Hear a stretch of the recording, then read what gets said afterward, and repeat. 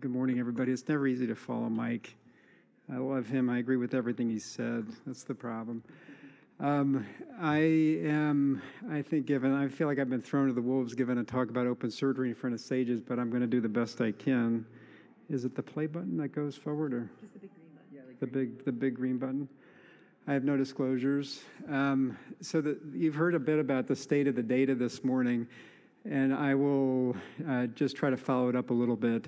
You know, the studies that compare MIS to open pancreatectomy are uniformly not very good. Most of the studies are retrospective single institution studies that have a ton of selection bias in them and an incredibly limited ability to adjust for that bias.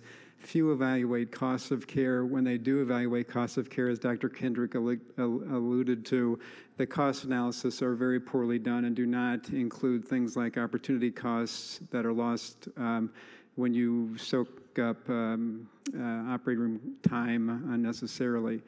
Very few direct comparisons of the lap robot and open actually happen in the same series. There are a handful of randomized trials that I actually think of in a better light than Dr. Kendrick does, it seems. I feel like these were well-organized, randomized studies, and the authors deserve a lot of credit for doing them. They, however, include a very small number of patients. And they demonstrate what I see as a relative parity between approaches. There's almost no difference lap to open with regard to the Achilles heel of the operations that we do, that is the fistula rates. Almost uniformly, the operative times are longer for the MIS approaches.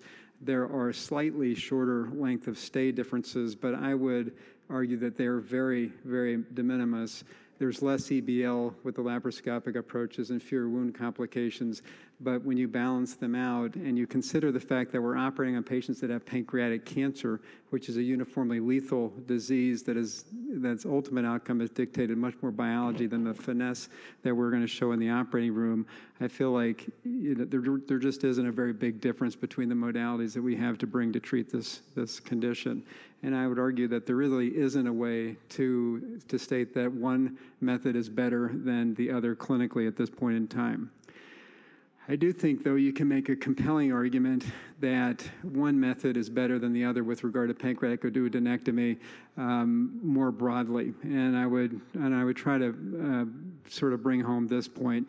This is not an idea that will be foreign to the people in this room, but we spend way too much money on healthcare in the United States today. This is a graph which shows trends in healthcare expenditure for developed countries around the world. If you start out in 1980, the United States which is the blue line at the top of this graph, was spending about 8% of its GDP on healthcare. When I went to business school, which was in 2000, graduated 2003, we were spending about 12% of our GDP on healthcare, and now we're about 17 to 18% of our GDP, which amounts to about $11,000 per patient, per person per year. 32% of that is on hospital-based care, like what we're talking about today, and there's been a uniform increase of 4 to 5% annually since I've been in practice, and that really hasn't changed in spite of the fact that there's a tremendous focus on costs in this country now. And when you look at what's happened across the rest of the world, the growth in costs has been much less dramatic, so that most developed countries go from about 6 to 8% GDP in 1980 to about 8-9% of GDP in 2019, and the robot is really the reason this is happening. That was a joke. It was a test to see if you're awake. It's lunchtime. What the cost increase has done, which I think is good, is it's become very apparent in recent years, and it's led to the concept that we really ought to be focusing as providers on value, and this is the value proposition in healthcare, which I think will also not be foreign to the people in this audience. But the basic premise is that value in healthcare is the ratio of quality to cost, the quality of care over the cost of the care, and that everything that we're doing for innovative technology should be judged on the basis of this value proposition, which means that if we're not bringing value to the patient, we shouldn't be doing what we're doing. And the ways that you increase value are to increase quality more than you increase the cost. So you can hold quality stable and decrease cost that still brings value. But what's happening now, I would argue, is that we're holding quality stable and we're increasing costs by bringing the robotic platform on board. And even with the laparoscopic platform, when you talk about pancreatic duodenectomy, I think you're seeing quality staying stagnant and costs going up, which is, in my mind, something that's not a value-added proposition. So if you look at the best data that we have, and I'm going to show you the two leopard trials and then our own data looking at costs of pancreatic duodenectomy and distal pancreatectomy, I think that the stories for the two different surgeries, the Whipple and the distal, are a little bit different. Leopard 2, in my mind, is the best of the worst, the best of the randomized trials looking at laparoscopic versus open pancreatic duodenectomy. The surgeons that were involved in the trial were well-trained and experienced folks, and still what they saw in the results was that the OR times were an hour or 2 hours longer for the laparoscopic procedure as opposed to the open procedure, and there really was no difference in terms of rates of complications in general or length of stay, but there was enough of a difference in mortality that they elected to stop the trial, that the safety monitoring committee felt like it was unethical to continue it. There was no cost comparison for the study, but when you think about it from the value proposition in healthcare, your quality is at best holding steady with the adoption of this new technology, and most likely your costs are going up in the sense that your operative times are an hour or 2 hours longer for the laparoscopic approach than for the open approach. The story for distal pancreatectomy, I think, is very different, and I'm admittedly a big fan of the laparoscopic distal pancreatectomy. And the difference here, I think, has to do with the fact that you can detect a measurable difference in quality, and you also see what is likely a lesser increase in the cost of care. So the OR times for the laparoscopic cohort in Leopard 1, which was comparing laparoscopic to open distal pancreatectomy, were slightly longer for the laparoscopic group than for the open group. EBL was less, the complication rates were the same, but there was also a measurable difference in length of stay of 2 days.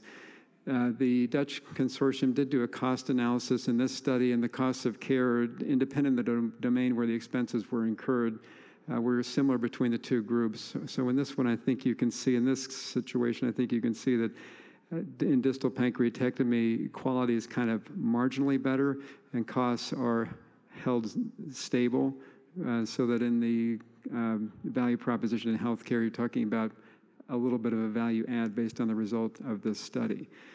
We are very interested in this topic of costs, and we have gone back and looked at it on a national level using data from HCUP, which is the Healthcare Cost Utilization Project, which is sponsored by CMS and executed through ARC.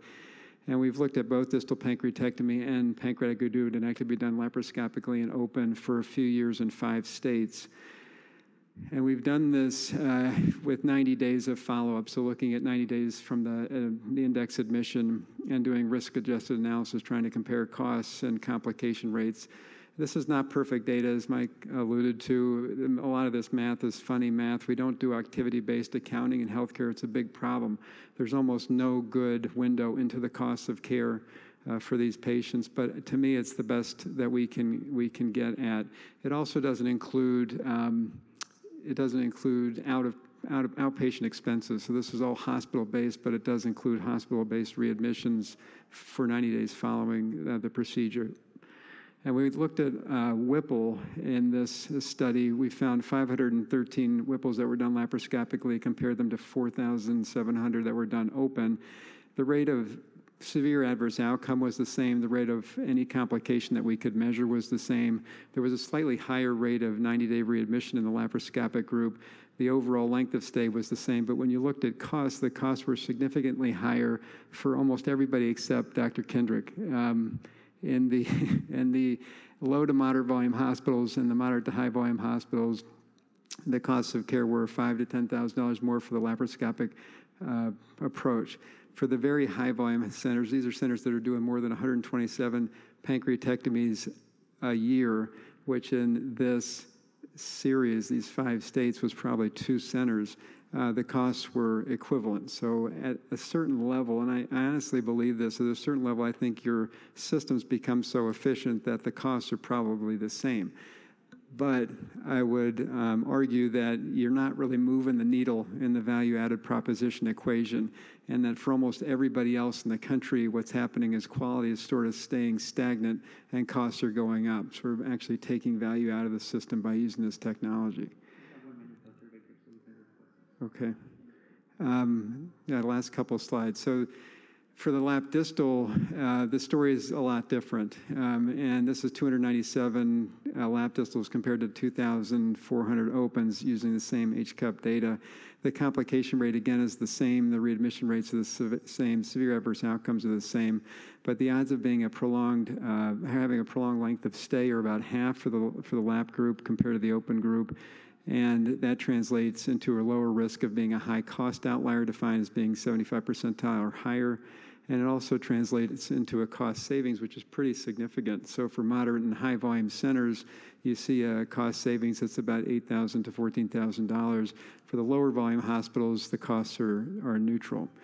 So what that means in our mind is that lap distal is a value-added proposition, that you have decreased LOS, you have a decreased risk of being a high-cost outlier, and you actually realize cost savings in centers that are doing more than just a few pancreatectomies a year.